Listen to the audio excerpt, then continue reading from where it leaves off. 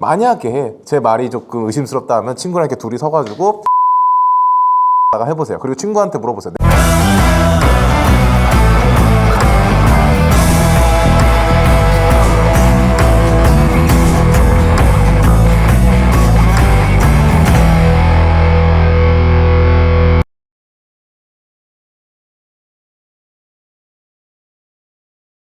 자, 딥둥이 여러분 안녕하세요. 여러분들의 취업대장 캡틴 팬더맨입니다. 삐우 오랜만이에요.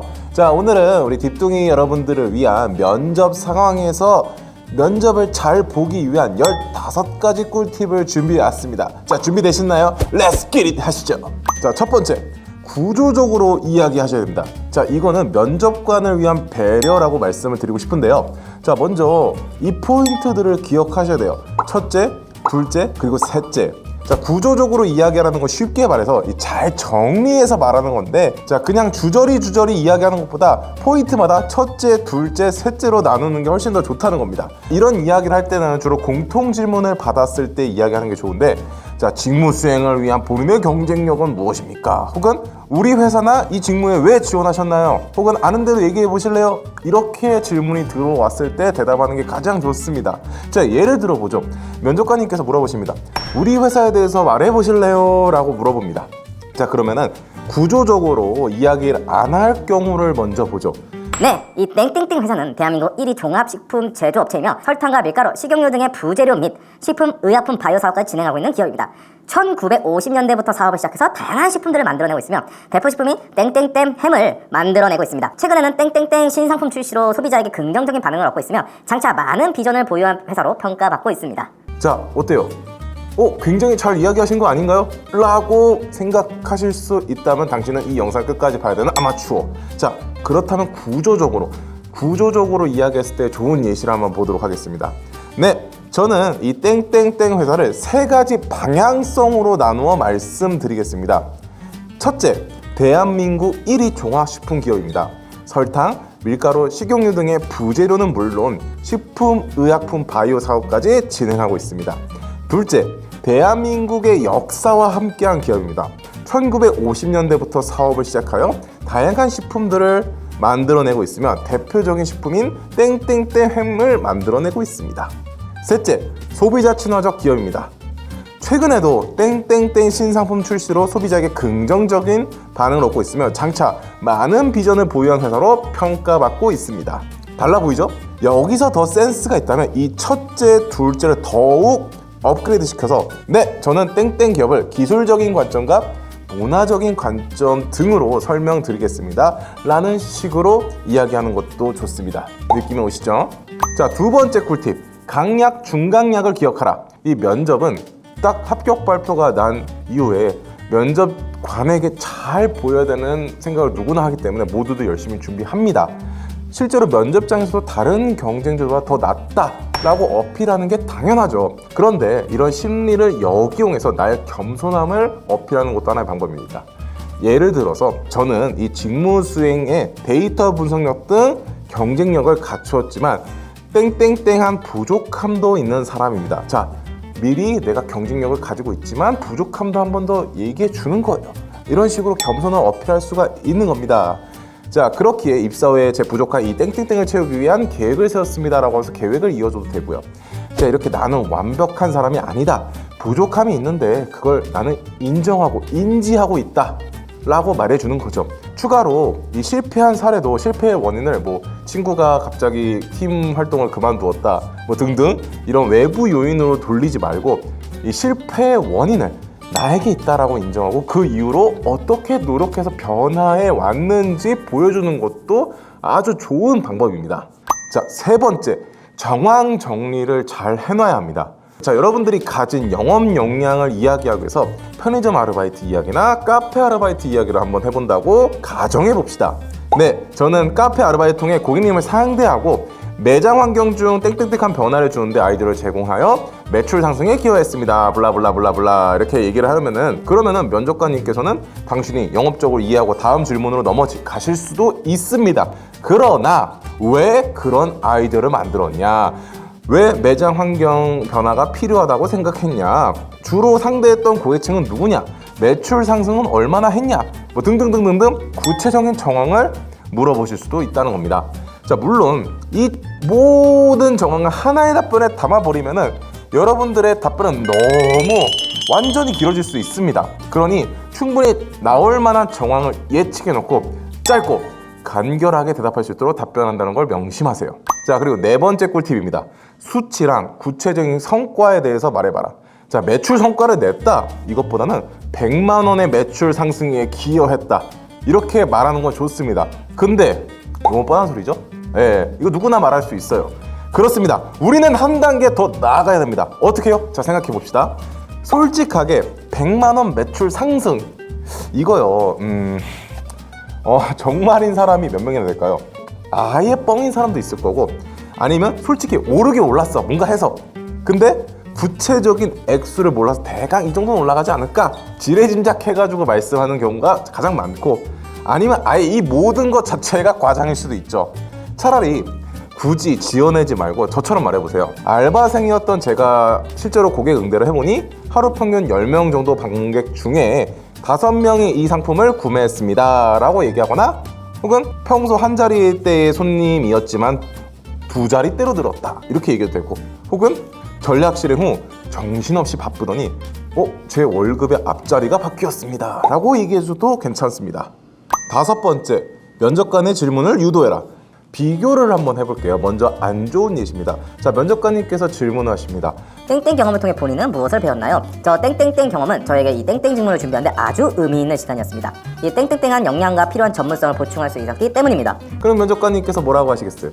네, 잘 들었습니다 라고 하시겠죠. 근데 자, 요거를 다르게 얘기해 보는 거예요. 네, 땡땡땡 경험을 통해서 저에게 땡땡 직무를 준비하는데 아주 의미 있는 시간이었습니다. 땡땡땡 역량과 필요한 전문성까지 보충할 수 있었기 때문입니다. 무엇보다 정기적인 취미 활동까지 갖게 되어서 최근까지도 틈틈이 즐기고 있습니다. 그럼 면접관님께서 이 녀석 취미가 있다고? 그러면서 취미가 뭐지? 궁금해 하시겠죠. 그러면은 여쭤보시겠죠. 그래요? 땡땡땡 씨의 취미가 무엇인가요? 라고 질문이 요도되면서 나의 취미 활동에 대한 주제로 대화가 이어질 수 있다는 거죠. 아시겠죠? 자, 6번째. 항상 직관적으로 머릿속에 그림이 그려지도록 이야기하셔야 됩니다. 자, 대화를 통해 면접관님께서는 여러분들의 역량과 인성 등을 종합적으로 평가를 해야 하시는 분들입니다. 그래서 면접관님들이 그대를 더욱더 잘 판단할 수 있도록 배려를 해주셔야 돼요. 자, 예를 들어서 성실함을 어필하고 싶다. 그러면은 네, 저는 성실합니다 이러지 마시고, 공부는 못해도 숙제는 빠짐없이 해가는 아이라고 평가받았습니다 라고 얘기하셔도 되고요. 혹은 열정을 가지고 있다 라고 말하기보다는 팀 프로젝트를 같이 했던 친구들이 전봇대담이라고 불렀습니다. 제가 조원들이 조사한 자료를 보면서 길을 걷다가 전봇대에 부딪히기도 했기 때문입니다. 이렇게 말하는 거죠. 자, 7번째. 머릿속이 백지장이 되었을 때는 마음속에 왜냐하면을 떠올리세요. 자, 너무 긴장했을 때는 준비한 답변을 제대로 이야기하지 못하는 경우가 많아요. 그럴 때는 일단 떠오르는 걸 뱉고 마음속으로 왜냐하면 떠올리셔야 돼요. 예시를 바로 볼게요. 자, 면접관님께서 여쭤보십니다. 사무행정 직무에 지원한 이유는 무엇입니까? 그러면은 갑자기 생각이 안 나. 머릿속에 백지장이 됐어. 그럴 때 당황하지 마시고 일단 뱉고 봅니다. 사무행정에 지원한 이유는 제가 잘할 자신이 있기 때문입니다. 왜냐하면 그동안 제가 준비했던 것들이 사무행정 직무를 위한 것이기 때문입니다. 왜냐하면 저는 학창시절 동아리에 참여했었는데 왜 참여했냐면은 임원진으로 회의를 이끌고 회의에 필요한 자료들을 수집하고 준비했기 때문입니다. 왜냐하면 이 자료는 회의를 진행하는데 사용되고 어쩌고 저쩌고, 왜냐하면 예시만 말해봐도 왜냐하면이 가득합니다. 이 정도 왜냐하면 스킬 정도면 이미 사실 멘탈 잡고 두 번째 그냥 왜냐하면 할 때쯤에 이미 준비된 답변을 얘기하셔야 돼요. 그리고 명심하세요. 왜냐하면은 마음속으로 얘기하셔야 돼요. 말로 하는 거 아니에요. 말로 하면 굉장히 없어 보일 수 있습니다. 명심하세요. 자, 8번째. 면접은 그냥 혼자 보는 게 아닙니다. 기억하세요. 경청하는 척 해야 됩니다. 자, 다른 면접자들의 이야기를 경청하는 것도 여러분들의 어떤 실력이자 여러분들이 지니신 인성 부분을 어필하기 아주 좋은 포인트예요. 실제로 면접관님들도 이런 경청하는 모습을 보면서 여러분들의 어떤 이제 인성적인 부분을 평가를 많이 하는데, 자, 그래서 다른 지원자분들이 이야기할 때는 고개를 살짝 이렇게 지원자분 쪽으로 돌리고, 자, 옆에 있다고 이제 가정해 보는 거예요. 자, 고개를 살짝 돌리고, 자, 끄덕끄덕 하실 텐데 시선은 아래쪽으로 보면서 그렇구나 라고 이제 끄덕끄덕 하시는 거예요. 자, 그런데 자, 이 모든 뭐 예를 들어서 다 대 다인 상황이야. 지원자가 5명 정도 돼. 그러면 매번 그렇게 다 이야기를 듣고 생각하실 필요는 없잖아요. 그래서 공통 질문이나 업계 현황 이야기 정보 관련이 아니라면은 정말 경청하는 척, 그냥 아무 생각 없이 무념무상으로 그냥 잠깐 내 차례가 아니니까 잠깐 쉰다는 생각으로 이렇게 쉬고 있는 게 좋아요. 왜냐면은 그 질문 여러분들한테 안 물어봐요. 진짜예요. 공통 질문이나 업계 현황 등 정보 관련 질문이 아니면은 그냥 편안하게 고개를 45도 돌리고 아래쪽으로 시선을 향해서 이렇게 끄덕끄덕 한다. 기억해 주세요. 9번째, 질문에 따라 분위기를 조절해야 됩니다. 우리는 대화를 할 때 재밌는 주제를 얘기할 때 하하하 웃으면서 이렇게 즐겁게 얘기하고, 어렵거나 안타까운 이야기는 이제 슬픈 표정이 자연스럽게 지어집니다. 근데 이 면접은 아무래도 준비된 걸 생각하면서 이야기를 하다 보니까 표정 컨트롤이 어려운 경우가 많아요. 자, 이 점을 명심하세요. 자, 대답할 때 분위기도 반드시 신경 써 주셔야 돼요. 자, 예를 들어서 로또 10억에 당첨된다면 물으면 10억이요? 생각만 해도 너무 설렌데요. 저는 이러이러한 방법으로 10억을 사용하겠습니다. 이런 식으로 멘트를 정말 놀라운데요? 너무 좋은데요? 이제 긍정적인 멘트를 섞어서 활용하는 방법이 있고, 자, 그리고 힘들었던 경험을 이야기해봐라 할 때는 정말 힘들었던 상황을 이렇게 생각하듯이 조금은 심각하게 이야기를 한번 해보세요. 다만 이 힘들었던 경험을 이야기할 때 절대 오버하지 마세요. 너무 오버하면 오히려 악영향을 줄 수가 있습니다.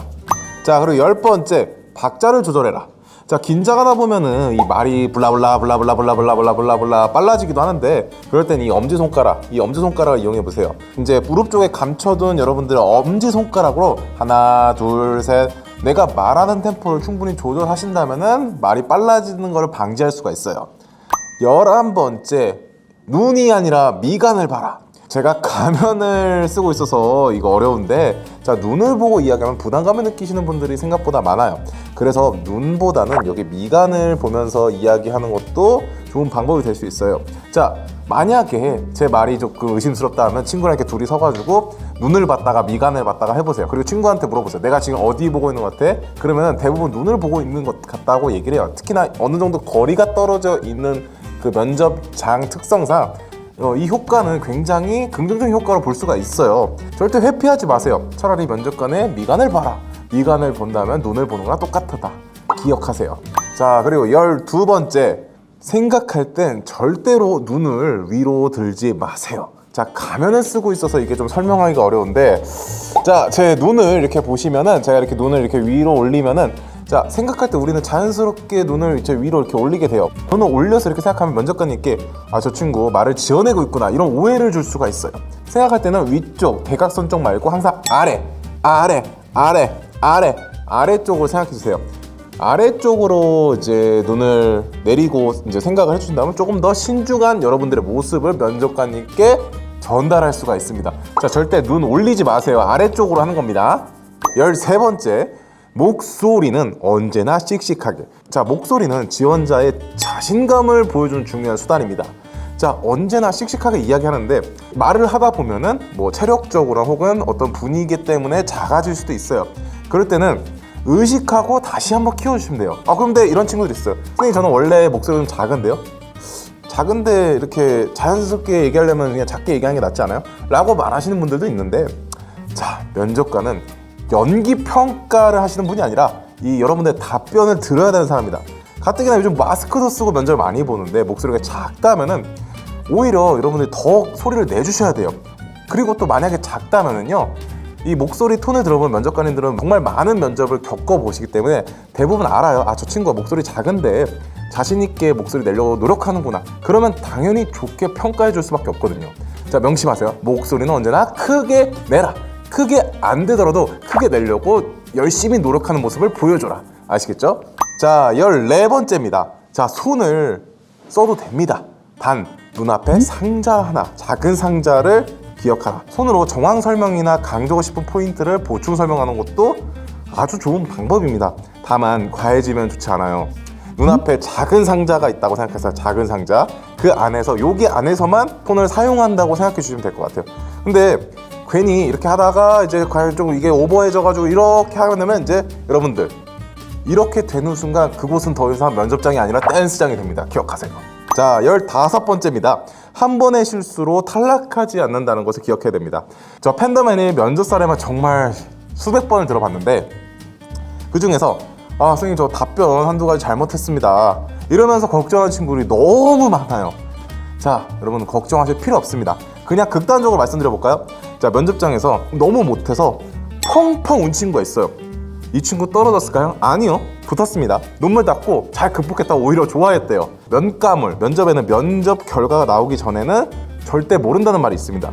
중간에 실수하더라도 다시 한번 마음 다잡고 그리고 끝까지 완주하는 것을 명심하세요. 자, 도움이 되셨나요? 자, 오늘은 우리 여러분들이 면접장에서 면접을 잘 보기 위한 15가지 방법을 말씀드렸는데 앞으로는 이 면접장에서 면접을 잘 보는 방법뿐만 아니라 잘 보기 위해서 어떻게 준비하면 되는지 또 그 외에 다른 면접에서는 또 어떻게 준비하면 되는지 계속해서 저 팬더맨과 함께 여러분들의 면접을 함께 준비해 보시면 되겠습니다. 자, 오늘 강의는 여기까지고요. 이상 여러분들의 취업대장 캡틴 팬더맨이었습니다. 후!